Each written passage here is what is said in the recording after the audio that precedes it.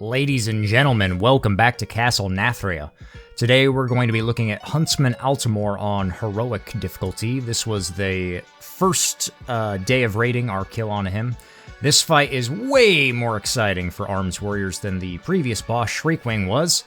And right off the bat, we're going to go ahead and charge in, pop all of our cooldowns, of course. I'm running Avatar, same build that I was running in the last video, if you watched that one. Gonna go ahead and start condemning the first dog here, Margor. We are charging Altimor off the bat, though, since Margor is a little bit slow, just to get things rolling as fast as possible. And then we're going to condemn down Margor until 80% health, and then we're going to swap over to Huntsman here and get him to 80% health, because the Huntsman and the dogs like pseudo-share health, so all damage is good damage. We're going to utilize as many condemn windows as we possibly can throughout this entire fight, as well as sweeping strikes. For the most part, we're going to be using it on cooldown. There are a couple of exceptions in here, but I'll cover those once we get to them.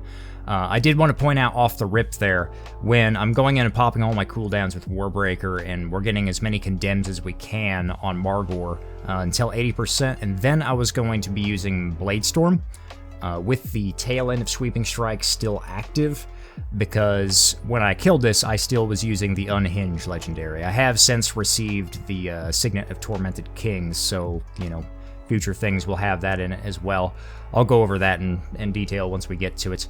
But anyway, after the first dog goes down, the second dog, Barghast, comes out, and I just charged him and then charged back because of double time. Just free rage generation. I just wanted to, you know, get that eased out. And our tank is going to hold him off to the side of the room as soon as he spawns here for a little bit to bait out this shade of Barghast that comes out. So I didn't blow any of my cooldowns yet until the Barghast came over to Huntsman himself. Unfortunately, he was below 80% at this point anyway, so I couldn't condemn it any with cooldowns up, but we did have Bladestorm and a full Sweeping Strikes to go through. So, you know, it's still worth holding on to, I think. And since both targets here are now below 80% threshold, it's going to be a priority to be hitting the dog here.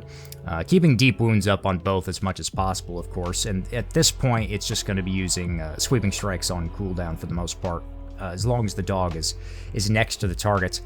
We're moving the boss off to the other side of the room here because these shades, they need to be healed and they walk towards the boss. These shades, or I don't remember what the heal thing's called, but these shades that the second dog here will spawn need to be CC'd around the corners of the room. We were letting them stack up to 10 to 15 stacks. If you go longer to 20, overlapping times don't really work out, so about 15 stacks was perfect. Luckily, we have 3 Death Knights, so we could just Death Grip in a couple of them at a time once they were about at 15 stacks. And at that point, we're going to go ahead and just nuke them down. This mechanic here, Sin Seeker, is actually really nice for Arms Warriors, or Warriors in general if you get it, during this fight, because you can actually spell reflect before the arrow goes out, and it won't reflect the physical damage that the arrow itself does. However, it will spell reflect the dot, so you don't have to deal with that nasty dot that goes out after that. Now, we're Death Gripping in these last couple of shades here, and then I'm going to go ahead and pop all cooldowns with Sweeping Strikes up, and we're getting a ton of damage because these things are going to take in extra damage during that window. I do want to say also that at the top end, with all the cooldowns, it might be tempting to just press Bladestorm in a big AoE, but you really do want to get out as many condemns as possible above that 80% and then Bladestorm. Especially with Unhinged, since you're getting the 4 free mortal strikes out of it anyway. And then we're working on the last dog here, Hecutus. He's not super, like, mechanically challenging. He just kind of runs around in a circle here. He does do a ton of damage, though, so that's why we were saving our Bloodlust till this very last phase here, because there's just a ton of raid-wide damage going out. Every time this boss moves, he'll do damage to the whole raid, but the tank has to move him, so you see our tanks just kind of walking in a slow circle around the boss. This is so we can maintain cleave on both targets.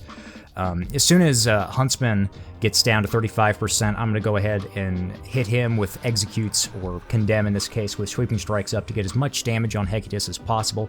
And then as soon as Hecutus drops below that 35% threshold himself, then I'll be swapping over to him to put in priority damage on him to get him out of the fight as quickly as possible, because as soon as he dies, there's not really many more mechanics. The only thing he does is this petrifying gaze thing. All you have to do is run out with those big circles around you.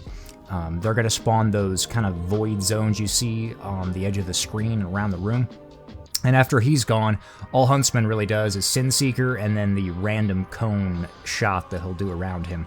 The last 15% here, as long as you're focusing down that dog first, then there's not really much to it. It should be a pretty free kill at this point. So use, any of my cooldowns on CD and just condemn down the boss. Make sure to keep up deep wounds.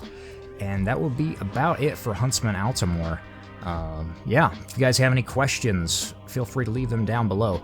This fight was a ton of fun for arms. As you can see, it's one of our stronger fights, since single target is kind of meh right now for us. But yeah, I'll see you guys next time. Thanks for watching. Peace.